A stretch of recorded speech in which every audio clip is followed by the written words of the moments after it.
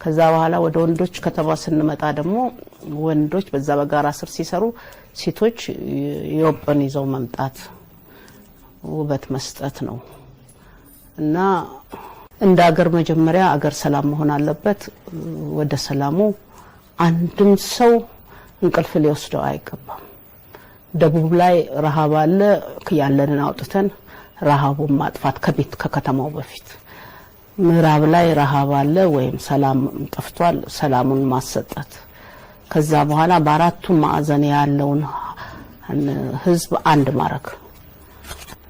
ግለሰቦች በጮሁ ቁጥር እኛ ምንረበሽ ከሆነ አደጋ ላይ ነንና ከአደጋው አገራችንን ማደግ በከተማም ለመስራት ለመኖርም ለመብላትም ለመስራትም የአገር ሰላም ይወስነዋል። መንግስት ላይ ብቻ መተው የለበትም። ህዝቦች ራሳቸው ሰላሙን ማምጣት አለባቸው እና ከተማዋ ከዛ ሰላም ማግስት እንጀምራታለን። እንግዲህ ሀገር ሰላም ቢሆን ሁሉም ፍቅር ቢሆን ማይሰላበት ምንም አይነት ምክንያት እንደሌለ ነው ሐኪም አበበ ሽፈራው እየነገሩኝ። እኔ እንግዲህ ቤቱን ዞር ብዬ አይቻለሁ። በርግጥ ባለፈው አንስተናል። ሲተኙ ራስዎትን ወደ ምዕራብ ፊቶት ሲነሱ እንግዲህ ወደ ምስራቅ ሆኖ ነው የሚነሱት።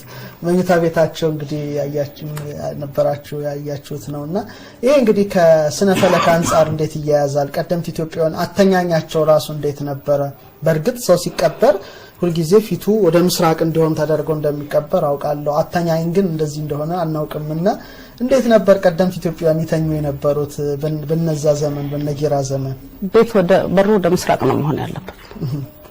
መኝታ ስንተኛ ወደ ምዕራብ። ኢነርጂያችንን የሌሊቱን ኢነርጂ ከጨረቃው እንሞላለን። ስንነሳ ከፀሐይዋ እንወስዳለን። ስለዚህ ኢነርጂያችንን ለመሙላት ጤና ለማግኘት ያተኛኘት ነገር ወሳኝ ነው። ተዘቅዝቀ ከተኛ ለመነሳትም ችግር ነው። ኢነርጂም የለህም፣ ሐሳብህ አንድ አይሆንም፣ መፍጠር አትችልም እና ጥሩ አይደለም።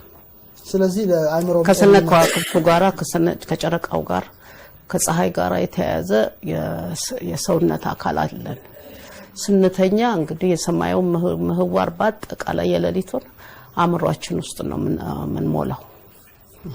ጥሩ ነገሮች ነው ምንሞላው በምዕራብ ከተኛ። ከተዘቀዘቀን ግን አናገኘውም። ጧት ስንነሳ ደግሞ ወደ ምዕራብ ጨርሷል ስራውን እና ለፀሐይዋ ሰጥቷታል። ስለዚህ የማታው ወደ ምስራቅ ከተኛ ፀሐይ ጨርሳ ገብታለች፣ ምንም አታደርግልንም። ስለዚህ ጥፋት ነው። አሁን የቤት አሰራሮች የኮንዶሚኒየሞች እነዚህ ሁሉ ሰዎችን ወደ ስራ ያጋብዙ። በቃ ዝም ብሎ እንደ ከብት ተነድቶ ወጥቶ ነው የሚመለሰው እንጂ እውነት ጭንቅላቱ ሰርቶ ኢነርጂውን ሞልቶ አይገባም። እኔ ራሴን ነገር ራሴ ነኝ የምሰራው። ምክንያቱም በቃ እንደዛ በተኛ እኔም ደንቆሮ ነው መሆኑ። ስለዚህ ክሬቲቪቲ ማሰብን ለማምጣት ሶላር ሲስተም ተፈጥሮን ትገነባለች። ስለዚህ ተመልካቾቻችን እንግዲህ አድማጮቻችን ቤታቸው ነው ይሄን ፈናግብር የሚያዩ ኮንዶሚኒየማችን እያፈረሳችሁ እንግዲህ ወደ ምስራቅ ተመልክተው መተኛት አለባቸው ማለት ነው። ሲተኛ በቃ ወደ ምዕራብ ተዘቅዝቀው ይተኛል። የሌሊቱን እሱ ምዕራብ ይሞላል እኮ ስራ አለው ሌሊቱ ሙሉ። ከዛ በኋላ ሲነሳ ቀኑን ደግሞ ፀሐይዋ ስራ አላት በሰውነታችን። በጣም ይገርማል። ባለፈው እንደውም ሲያነሱልን ነበረኛ እንግዲህ በተጻፈው ዶክመንታችን ላይ ሳይሆን እርሱ የነገሩን ደግሞ በጣም ከሄኖክ ጋር የተያያዙ የስነ ፈለክ ዕውቀቶችን ያንን ኢቴሊዞ ሲመጡ በነበረው ሲያስረዱን ነበርና ፕላኔቶችና ተፈጥሮን እንዴት ይገልጹታል? 16 ናቸው ለምድር የሚገብሩት። እስካሁን አልተገለጹም። 9 አውጥተዋል መሰለኝ 10 ይገብራሉ። መሬት አስገባሪ ናት። ለምን የሰው ልጅ ተፈጥሮባታል። ከሁሉም በላይ ከሁሉም የሚበልጥ የሰው ልጅ አለ። የሰው ልጅ የሚገዛትን የሚያስተዳድራትን አገር ይገብራሉ ሲል የሚሰጡት አስተዋጽኦ ለመሬታችን አለ ማለት ነው። አሁን ለምሳሌ እቺ ባለቀለበቷ ለእጽዋት ሁሉን ነገር ትሰጣለች። ሳተርን ማለት ነው። አዎ ደግሞ ማርስ ማዕድናትን ታዳብራለች። አሁን ወርቅ ቆፍረው ካየኸው በኋላ ይጠፋል። እንዴት ይጠፋል? ተቆፍሮ ነገ አወጣዋለሁ ብለህ ብትመጣ አታገኘው። ትደብቀዋለች ማርስ ትወደዋለች። ቀይዋ ፕላኔት ማለት ነው። ከዛ ውጪ ቬነስ ለሴት ልጅ ኃይል ናት፣ ጁፒተር ለወንዶች። አሁን ዘንድሮ የጁፒተር ወቅት ነው። ወንድ ልጅ ቀበቶ መታጠቅ አለበት። ይሄ ሱሪውን ዝቅ አድርጎ የሚሄድ ወንድ የሚሞትበት ዘመን ነው። የሚቆማምጥ በሽታ አለ እና ከፍተኛ በሽታ ነው እንትን የሚለው ጁፒተር ነው። በቃ እንደሱ ጀግና ካልሆነ ይገለዋል። ጀግና ወንዶች ያስፈልጋሉ እያሉ ነው። ሱሪያቸውን ጠበቅ አድርገው ወንዶች ያስፈልጉናል ማለት ነው። እንግዲህ ቤታችሁ ይሄን መርሃ ግብር የምትመለከቱ ወንዶች እንግዲህ ጁፒተር ከወንድ ባህሪ ጋር ይተሳሰር ነበር የጥንት ኢትዮጵያውያን ዕውቀት እያሉ ነው ሐኪም አበበ ሽፈራው።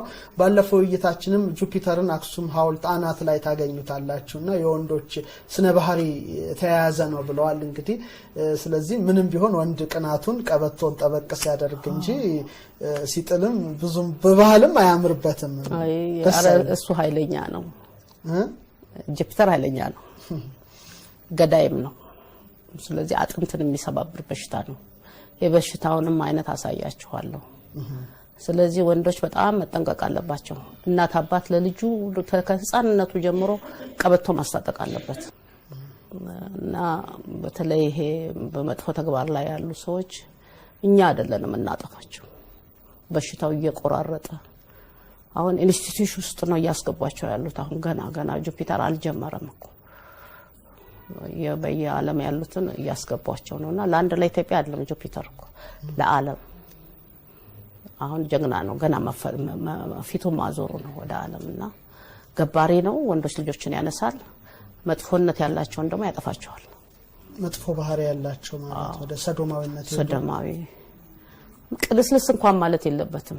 ወንድ ልጅ ዘራፍ ማለት ቆፍጣና መሆን አለበት።